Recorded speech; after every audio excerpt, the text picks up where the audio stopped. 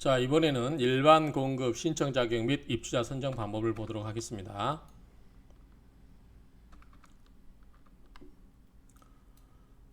자, 신청 자격 조건, 일반 공급 신청 자격 조건은 역시 서울에서 2년, 서울에서 2년 미만, 경기도, 수도권에서 2년 이렇게 하겠죠. 그리고 만 19세 이상인 자, 그리고 세대주인 미성년자, 뭐 이런 경우 일정한 요건을 갖춘 경우 할 수 있고요. 근데 아까 이제 청약 시에 가점제하고 추첨제가 있는데 거의 100% 가점제라고 보시면 된다고 그랬어요. 자, 입주자 모집 공고에 현재 주택을 갖고 있지 않은 사람은 가점제, 한 채를 갖고 있는 사람은 추첨제를 한다고 하는데 추첨제 물량은 아까 40평대에서 먼저 50% 무주택자, 50% 유주택자 이렇게 한다고 했는데 실은 40평대가 하나밖에 없으니까 역시 가점제로 간다라고 보시면 될 것 같고요. 그 다음에 특별공급이라든가 이런 경우 일반 공급은 중복 청약이 허용하되 특별공급 당첨 시에는 일반 공급은 무효 처리하고 특별공급으로 가는 거죠. 그 다음에 이제 중복 신청은 불가하고 1인 1건만 신청이 가능하다라고 되어 있고요. 그 다음에 한 번 청약 통장이 신청이 당첨이 되면 청약 통장 관련해서는 한 번만 쓸 수 있다. 그래서 재사용이 불가능하다. 그래서 가급적이면 계약을 해서 조금이라도 시세 차익을 남겨놓고 파는 게 낫지 않을까. 아예 포기해버리면 아예 그 통장을 못 쓰는데 프리미엄 뭐 예컨대 극단적으로 이야기하면 돈 천만이라도 먹을 수 있는데 그렇게까지 할 필요가 없지 않을까. 예컨대 25평이 저기 7억 7억 5천억 7억 정도 받죠. 그러니까 1층 해도 뭐 몇천 원 먹지 않을까 싶어요. 그러니까 당첨된 부신 분은 그냥 너무 던지지 않으셔도 될 것 같아요. 그 다음에 이제 34 아까가 이제 이번에는 청약 순위별 자격 요건을 보면은 자 25평은 가점제, 추첨제 이렇게 돼 있는데 자 방금 또 중복된 이야기입니다. 가점제는 주택을 소유하고 있지 않는 세대, 추첨제는 이주택을 소유한 세대, 그리고 자 60대 부유한 가족 중에 60세 이상의 직계 전속이 소유한 주택은 신청 자격 판단 시 무주택으로 인정되나 부양 가족 수에서는 제외된다. 이렇게 보시면 되고요. 85를 초과하는 것, 즉 34평 이하는 이 조건이고 85 초과는 볼 필요가 없습니다. 제가 아까 이야기했죠? 하나밖에 없으니까 무의미한 논의다라고 말씀을 드렸죠. 근데 역시 뭐 가점제, 추첨제인데 역시 가점제로 가는 거와 거의 동일한 상태다라고 보시면 될 것 같고 2순위는 넘어가겠습니다.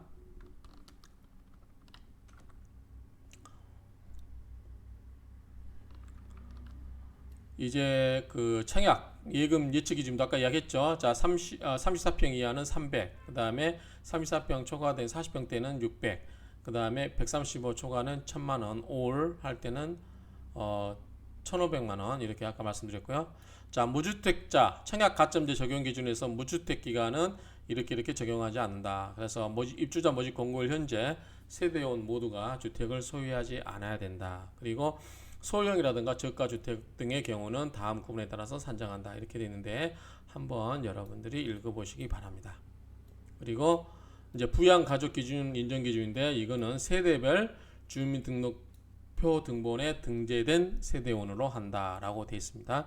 이것도 한번 보시고요. 자세한 거는 여기 해당되신 분들은 읽어보시기 바랍니다.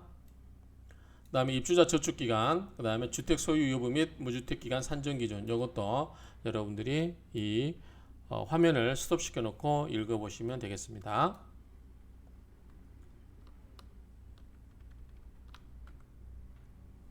자, 청약 가점 점수 산정 기준표라고 되어 있는데요. 자, 한번 읽어보겠습니다.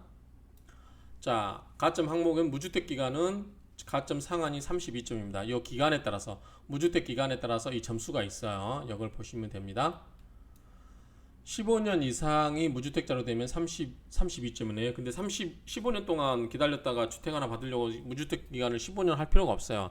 그냥 돈 되시면 집을 사가지고 15년 동안 갖고 계셨으면 일반 분양 당첨해서 얻을 수 있는 프리미엄보다 훨씬 더 많이 얻을 수 있는 구조입니다. 그러니까 무리하게 일반 분양 청약에 목맬 필요는 없다고 저는 생각합니다. 그 그다음 부양 가족 수는 35점. 자, 여기 사람 수에 따라서 이렇게 돼 있죠. 예, 사람 수에서 돼 있고, 그다음에 입주자 저축 기간은 17점인데 역시 입주자 저축 기간 이렇게 해서 역시 15년 이상을 하는 경우에 17점으로 되어 있습니다. 이것도 참고하시면 되고요. 그래서 총점은 84점이 됩니다. 그래서 이제 우리 그 이번에 이제 그 청약 관련해 가지고 전화하신 분들이라든가 찾아오신 분들 이야기가 대체적으로 69점 이상이면은 좀 안정권이고 그러지 않겠냐라고 이렇게 말씀하신다고 해요. 저는 잘 모르겠습니다. 어쨌든 70 상담하신 분 중에 74점인가 계시는데 그분은 여기 안 해도 되지 않을까 싶은데 어쨌든 이 총점은 가점은 84점이 만점이라고 보시면 될 것 같습니다. 그래서 69점 정도 되면 안정권이다라고 이렇게 대체적인 분위기가 그런 것 같습니다. 가점 참고표는 이렇게 여러분들이 한 번씩 계산해서 보시고요. 그 다음에 주택 소유에 관한 유의사항인데, 자, 분양권이라든가 입주권 등을 갖고 있거나 주택 또는 분양권, 입주권 등의 공유 지분을 소유하고 있는 경우에는 뭘로 본다? 주택 소유로 본다라고 되어 있습니다. 그 다음에 주택 공유 지분 소유자 및 주택의 용도가 있는 복합 건물 소유자, 주상복합이죠. 그런 경우도 주택 소유자에 해당된다. 그 다음에 주택 소유 여부 확인 방법은 건물 등기사항 전부 증명서, 건축물 관리대장 등에 등재된 전국 소재 주택. 요거는 제가 아까 그 처음에 말씀드렸다시피 청약 홈페이지에 가서 인증서, 공인인증서로 치고 들어가면 그 전국에 여러분들이 가지고 있는 주택 수, 뭐 취득 날짜까지 다 나오는 것 같아요. 확인하시면 되고요. 그 다음에 분양권 등의 신규 계약자, 그 다음에 분양권 등의 매수자 이런 경우도 이제 어떨 경우에 보냐, 소유로 보냐라고 하는 점이니까 한번 보시면 될 것 같습니다.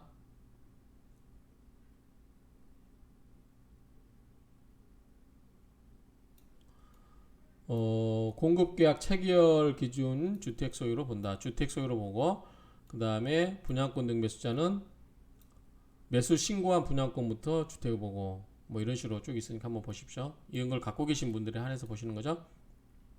그 다음에 처분 기준일, 그 다음에 주택을 소유하지 않는 것으로 보는 경우가 있는데 어떨 때냐, 상속으로 받은 경우, 그렇죠.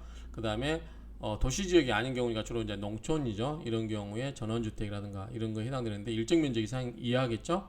일정 면적 이상의 그런 주택을 말하는 거고, 그 다음에 분양을 목적으로 주택을, 내가 어떤 집을 살려고 하는 게 아니라 건설해서 분양을 하려고 하는 경우, 뭐 숙소로 사용하기 위해서 주택을 소유하고 있는 경우, 이런 경우가 해당되고, 그 다음에 20회배 이하의 주택 또는 분양권을 소유하고 있는 경우도 역시 이런 것은 주택으로 보지 않는데, 다만 20회배 이하라도 2개 또는 2개 이상을 갖고 있다. 그러면 이런 거는 제외 주택으로 볼 수 있다는 뜻이겠죠. 그 다음에 60세 이상의 직계 존속이 주택 또는 분양권 등을 소유하고 있는 경우, 이것도 주택으로 보지 않는다. 그렇죠? 다만 노부모자, 부양자, 특별공급 신청자에서는 제외된다. 그 다음에 뭐 여러가지 요건 인증 한번 여러분들이 보시고요. 그 다음에 소형 저가주택 등을 1호 또는 1세대만을 소유한 세대에 속한 사람으로서 제28조에 따라 주택 공급을 신청하는 경우, 뭐 이렇게 여러가지인데 한번 여기에 해당되시는 분들은 이 내용을 보시기 바랍니다.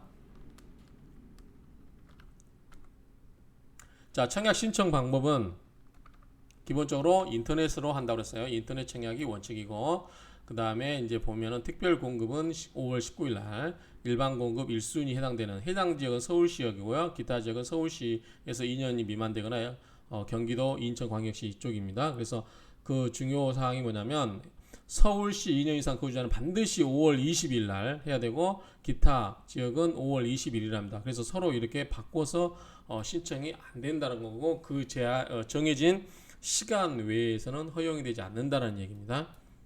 반드시 이 날짜에만 하라는 겁니다. 그 다음에 이제 그 인터넷에 친하지 않으신 분들, 연세 드신 분들, 고령자, 장애인 등에 대해서 이런 경우는 원칙적으로 견본주택 방문해서 한다. 이거는 뭐다? 이제 특별공급이죠. 일반 공급은 은행에 본점 또는 지점에 가서 한다. 아까 설명드렸습니다. 그 부분 보시면 됩니다. 그 대신 이제 견본주택에 가더라도 필요한 서류는 다 갖고 가셔야 됩니다. 그런 경우 서류 미비자는 접수를 불가능하다. 그 다음에 청약 홈페이지는 www.applyhome.co.kr 이거 여기서 하신다 보니까 인증서 이제 저희 이제 흑석동에서 연세 드신 분이 저희 사무실 오셔가지고 청약하고 싶다고 그래서 제가 인증서부터 만드시라 이렇게 이야기를 했습니다. 그래서 인증서부터 만드셔서 이렇게 하시라고 했고 뭐 이렇게 보면 될 것 같습니다. 그 다음에 고령자, 장애인 등 은행 청구의 청약 아까 제가 말씀드렸습니다. 이거는 이제 일반 분양, 일반 공급분에 대해서 하는 거고요. 그 다음에 당첨자 발표는 5월 28일입니다. 목요일 날 하고 확인은 이렇게 www 아까 한국감정원 청약 홈페이지에서나 스마트폰에서 개별 조회가 가능하다고 합니다. 그리고 문자 당첨자 발표 서비스 이용 안내가 있는데 5월 28일부터 6월 6일까지 인터넷에서 홈페이지에서 하는 방법, 또 하나는 휴대폰 문자 서비스를 신청을 하신 분들, 등록하신 분 중에서 이런 분들이 받을 수 있다고 합니다. 그래서 등록을 해 놓으시면 5월 28일 날 8시에 문자가 올 것 같네요. 모두 보신 분들 모두 오셨으면 문자가 다 왔으면 좋겠습니다. 그 다음에 입주자 선정 방법 및 동호수 결정. 자, 입주자 선정은 아까 말씀드렸죠. 85 이하는 즉 324평 이하는 전부보다 가점제로 한다. 그래서 추첨제가 없어요. 그 다음에 85 초과는 일반 공급 세대의 50%는 가점, 50%는 추첨제인데 역시 하나뿐이 없으니까 가점제로 하겠죠. 그러면 모두 다 올 가점제로 한다라고 생각하시면 돼요. 그래서 추첨제는 없다라고 보시면 되겠다라고 말씀드렸고 문영주택 추첨제 공급 시 무주택자 우선 공급하는 거는 이 원칙을 한번 보시면 되고요. 그 다음에 이제 기본적으로 전산 추첨이기 때문에 금방 며칠 안 걸립니다. 쫙 들면 바로 끝나더라고요. 가서 저희가 금융결제원 가서 이제 일반 조합원들 분양 추첨할 때 가서 보니까 금방 끝납니다. 그 절차가 좀 복잡할 뿐이지 그거는 전산 추첨은 금방 끝난다 이렇게 보시면 되겠습니다. 유의사항에 대해서는 자, 동호수 추첨이 일단 당첨이 돼버리면 통장 사용이 가능하다 불가능하다 불가능하다. 요건 지금 몇 번째 나온 이야기입니다. 여러분들 참조하시면 되고요. 유의사항에 대해서는 한번 여러분들이 한번 잘 이렇게 읽어보시기 바랍니다. 화면 정지시켜 놓고요.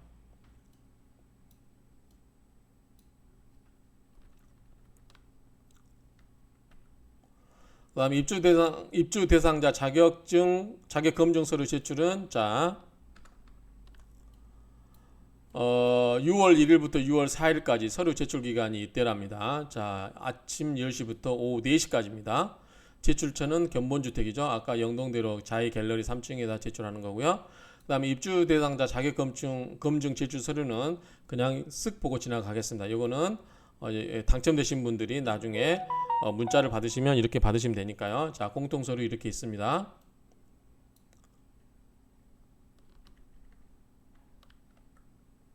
역시 공통 서류입니다. 필요한 서류들입니다. 자, 다자녀가인 경우 어떻게 해라. 그 다음에 신혼부부 공급일 때는 어떤 서류가 필요한다. 그 다음에 노부모 부양자는 어떻게 필요한 이런 서류가 필요하고 일반 공급 당첨자는 이러이러한 서류가 필요하다. 그런 이야기죠. 이거는 해당되신 분들 그때는 이제 당첨되셨으니까 뭐 이런 게 귀찮지 않을겠죠. 그 다음에 제3자 대리 신청 시 뭐 필요한 서류들 위임장 이런 거 보시면 되고요. 신혼부부 특별공급 소득 증빙 서류 아까 이제 그 75% 25%일 때는 그 뭐 100% 부부 맞벌이인 경우는 120% 그 다음에 뭐 120% 130% 이런 요건이 있었잖아요. 그런 경우 이제 소득을 증명을 해야 되니까 이 근로자인 경우 자영업자 이런 경우에 각각의 이제 소득을 증명할 수 있는 소득을 내라라고 하는 거죠. 여기 보면 이제 업종별로 쭉 나와 있죠. 근로자, 자영업자, 보험, 기초수급공급자, 비정규직 근로자, 무직자 이런 다 이 서류를 여러분들이 확인하시기 바랍니다.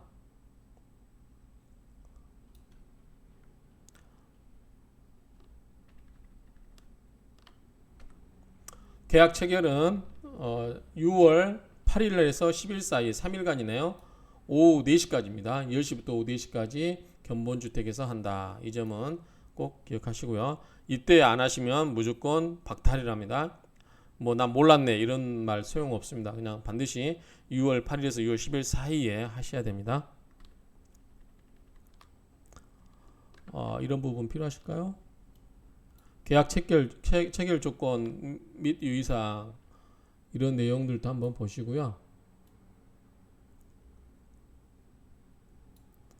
이제 혹시 이제 그 대출 부분이 있기 때문에 이런 부분들은 꼼꼼하게 한번 보실 필요가 있어요.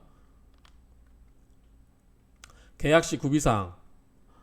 요거는 이제 꼭 이렇게 안 하더라도 나중에 아마 안내에서 다 갈 거예요. 이러한 서류를 준비하라고 당첨되신 분들에게 갈 거기 때문에 그냥 간단하게 쭉 한번 보시는 걸로 끝내겠습니다.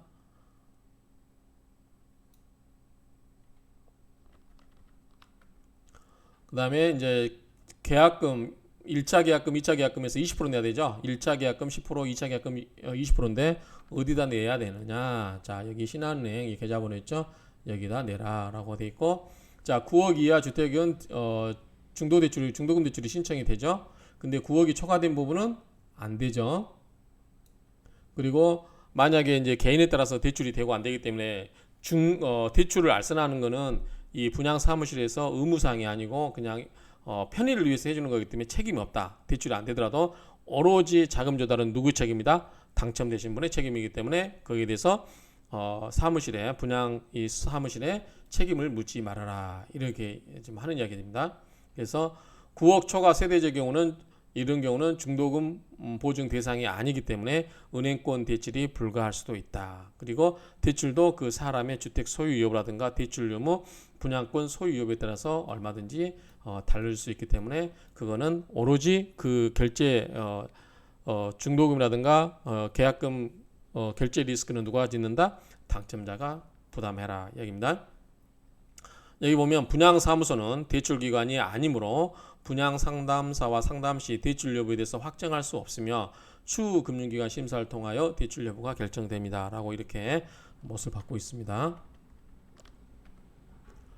자, 여기서부터는 이제 추가 선택 품목이에요. 간단하게 보겠습니다. 이제 당첨되신 분들은 이제 할 거니까 제가 앞에서 저기 한 3천만 원대라고 생각했는데 그게 아니네요. 자, 계약금 20%고요. 발코니 확장이 1,500만 원대, 1,600만 원대 이 정도 되네요. 자, 25평이 1,600 전후고요. 34평이 1,600에서 1,800, 40평대가 1억 1,900 정도 이렇게 됩니다. 그러니까 2천이 안 되네요. 제가 기억을 잘못하고 있는 것 같습니다. 아크로는 그랬던 것 같은데 아닌 것 같습니다.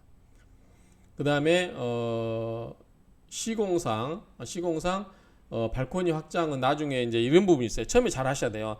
나중에 가서 생각해보니까 발코니 공사 해주세요. 안 했는데 나중에 발코니 공사 해주세요. 근데 이런 부분이 있기 때문에 나중에 추가로 해달라는 경우는 굉장히 어렵습니다. 그래서 조합원님도 마찬가지예요. 그래서 제가 그때 조합원님들 편의를 위해서 제가 이제 조합에다가 좀 사정을 제가 대신 드린 적이 있어요.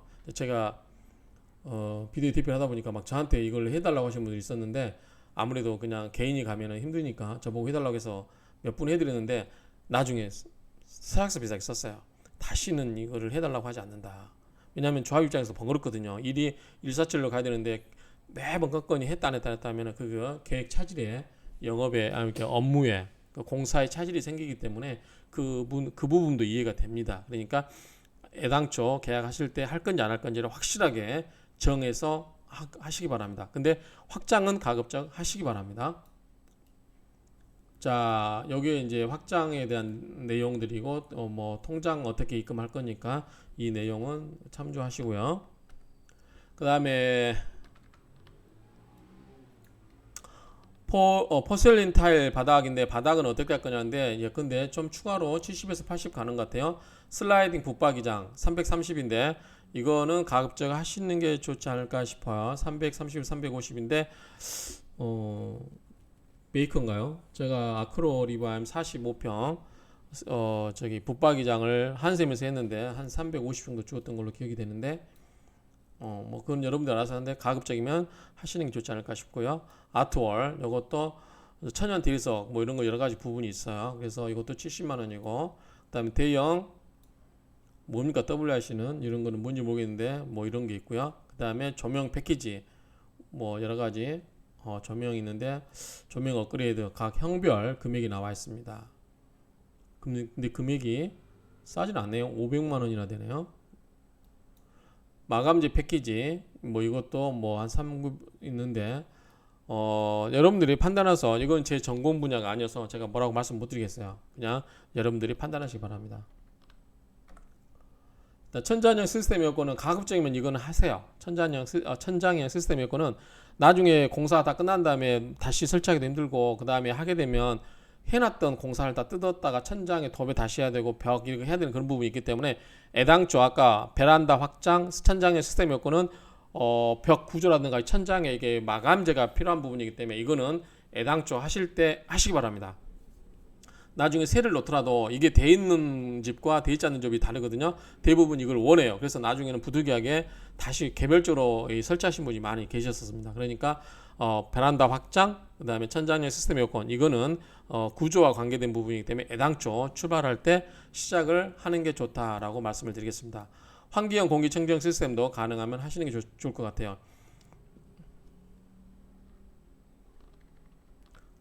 그 다음에 주방 가전 뭐 이런 거는 뭐 크게 뭐 벽을 뜯어내거나 그런 게 아니기 때문에 뭐 바꿀 수 있는 부분인데 이거는 뭐 알아서 하시기 바랍니다. 오븐이라든가 김치 냉장고 뭐 이런 거. 근데 이제 참고로 말씀드리면 혹시 이제 아파트 사신 분은 잘 아시겠지만 저는 처음 한 번도 살아보지를 않아서 처음 들어가신 분들은 이제 그 왜 붙박이 빌트인 김치 냉장고 빌트인 냉장고 필요하냐면 앞에 이게 사이즈가 달라요. 깊이가. 그렇기 때문에 일반 냉장고를 갖다 놓으면 튀어나오더라고요. 그러니까 그런 부분이 있기 때문에 이런 부분은 검토를 잘 하셔서 하려면 하시고 굳이 할 필요 없겠다 싶으면 안 하시고. 근데 이게 이제 그 세를 놓거나 그럴 때는 안 하시는 것도 괜찮을 것 같아요. 왜냐하면 들어오신 분이 다 갖고 있어요. 근데 오면은 자기 냉장고를 놓을 데가 없어요. 빌트인 돼 있으면. 그러니까 그 목적까지는 고려. 내가 들어가서 쭉 살 거면은 다 버리고 와서 빌트인 깨끗한 거 살려고 하면은 하셔도 되고, 내가 세를 많이 주거나 그러면 이사할 때마다 사람이 다 냉장고 갖고 다니는데 빌트인이 돼 있으면 그 냉장고를 어디다 놓을 거예요. 김치 냉장고나. 그러니까 그런 거는 그런 목적이라면 저는 이런 거는 안 하시는 게 좋지 않을까. 그리고 용량도 다르고 그렇기 때문에 그냥 빌트인보다는 그냥 하는 것도 좋지. 그냥 하는 게 좋지 않을까라고 생각을 합니다. 요거는 여러분들의 취사 선택에 맡기겠습니다. 그렇지만 아까보다 발코니, 천장의 시스템 에어컨 이런 거는 하시는 게 좋다. 근데 제가 이제 흥미로운 게 이거였어. 마이너스 옵션. 이게 중국에서 그렇거든요. 중국에서 아파트 지면 아주 기본 공사만 해놓고 나머지는 본인들이 다 한답니다. 이건 중국 가서 이제 보니까. 그래서 근데 여기도 보니까 3구역에 이게 있어요. 흑석 리버파크자이에 마이너스 옵션이라는 게 있더라고요. 그래서 이런 거를 죄송합니다. 이런 거를 처음부터 안 하면 비용을 빼주더라고요. 그래서 마이너스 옵션 금액이 거의 한 25평대가 2천만 원대, 34평대가 2,700 정도 돼요. 그러니까 이런 거를 나는 안 하겠다라고 하면 이 비용을 빼주는 것 같아요. 이거는 좋은 것 같아요. 왜냐하면 아크로이도 제가 이제 그 해주신 분들, 그 계약을 해주신 분들 보면 사드린 분 중에 디자이너가 있어요. 그러니까 뭐 건축에 잘하신 분들, 이런 분들은 이미 다 되어 있는데 그래서 이거를 처음부터 빼달라. 그랬더니 그게 안 돼요. 처음부터 빼달라 했으면 돈도 싸게 들어가고 새로 공사를 하면 다 뜯어내는 게 낭비잖아요. 돈도 더 들어갑니다. 철거 비용 때문에. 그래서 이런 마이너스 옵션이 있기 때문에 혹시 내 입맛대로 뭔가 좀 디자인을 잘 하겠다, 아니면 인테리어를 좀 내 입맛에 맞게 제대로 하겠다라고 하신 분들은 이 마이너스 옵션을 선택해서 한 2,000에서 2,700 정도 비용을 아끼고 내 취향대로 만드는 것도 하나의 방법이겠다. 근데 나는 이쪽 잘 몰라. 그러면 내가 다 신경 쓰면서 이거 하기 쉽지 않아요. 그러니까 그냥 그럴 때는 그냥 가시는 게 좋고, 전문가다 그러면 마이너스 옵션도 나쁘지 않겠다라는 생각이 듭니다. 마이너스 옵션 선택 시에 뭐 여기 보면 마이너스 옵션을 선택한 세대는 발코니 확장 공사 및 별도 계약 품목 시공 신청이 불가능하답니다. 그러니까 본인이 다 알아서 해야 되는 거고요. 그 다음에 분양계약 이후에는 자재 발주 문제로, 그렇죠?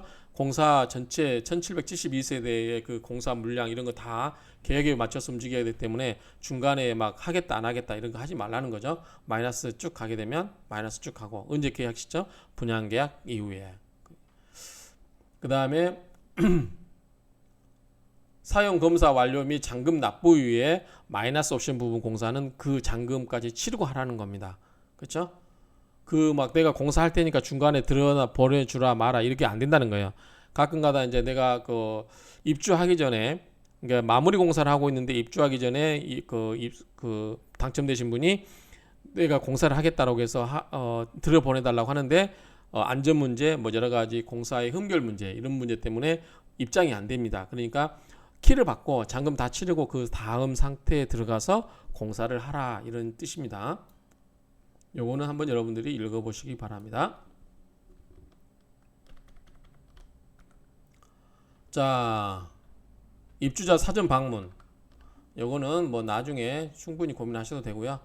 입주 예정일은 2023년 2월 예정하고 이제 당겨질 수 있습니다. 당겨질 경우도 선납 할인 적용되지 않는다. 다만 미리서 선납하는 거는 인정해 준다라는 거죠.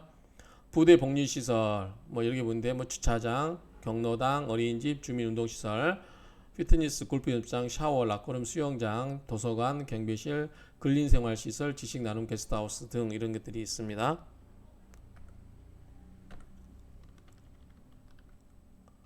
그 다음에 주차장 높이가 어떻고 감리회사 감리 금액 어떻고 이거는 크게 저희하고는 관계가 없고 나중에 당첨되신 분들이 꼼꼼하게 한번 이거를 제대로 읽어보시고 만약에 이제 제대로 공사를 되는지를 체크하실 때 보시기 바랍니다.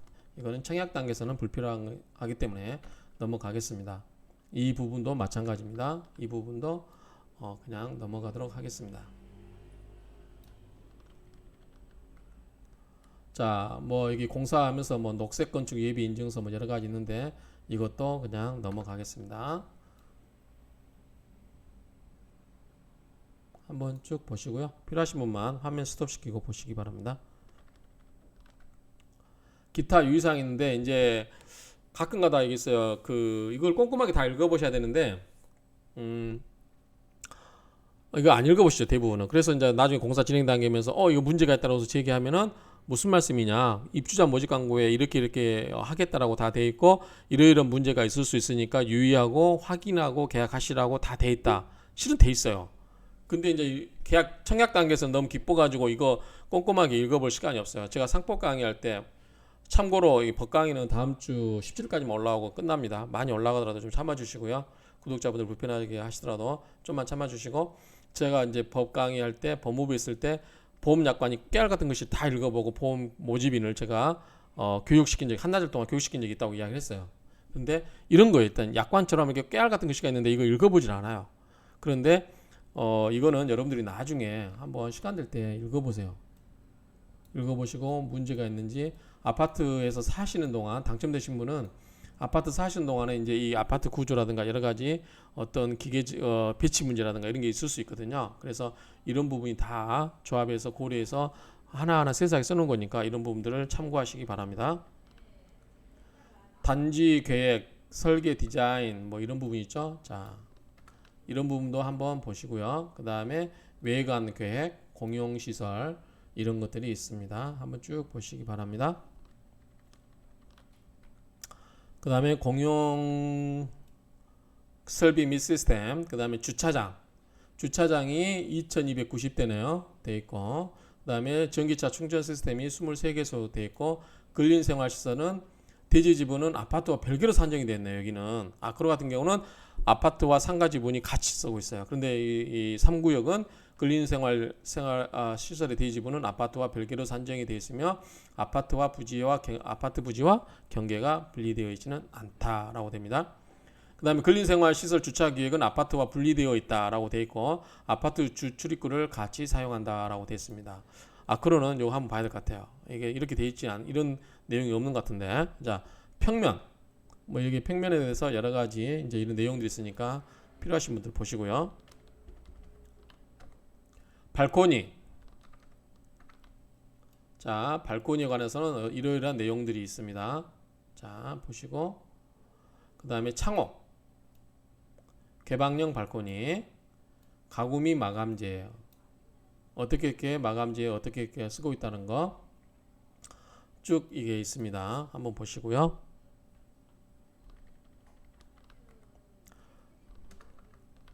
그 다음에 전기 기계 설비 이러이러한 내용으로 해놓고 있습니다.